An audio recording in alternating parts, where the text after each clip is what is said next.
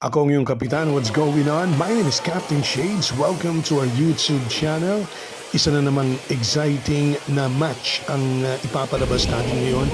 This is actually the gold medal match of last year's Batang Pinoy between Erica Orbizo versus Arena FIDE Master Morada Sofia T or Sofia Morada.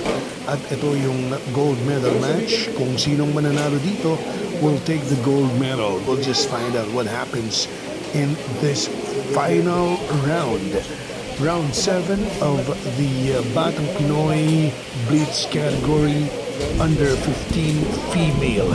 Alright, so ito ang papanoorin natin. Erica Orbizo versus Sofia Morada.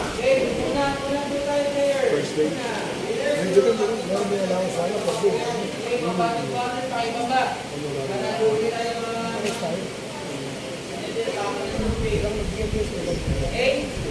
Players, check your pieces, check your time control. Last round of this category, first category, starting time.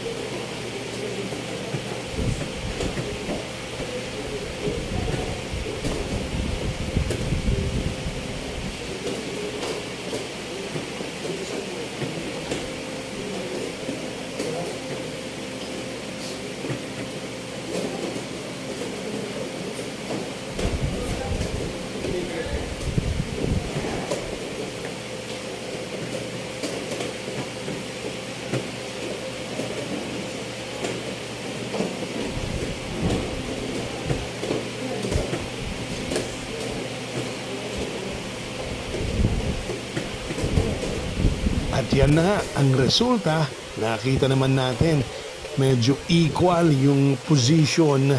There was an offer coming from Morada and Ordizo accepted it kasi nga makita naman natin na parang equal naman yung position. So well, on the part of Ordizo, parang okay lang naman siya because she is still going to be the winner.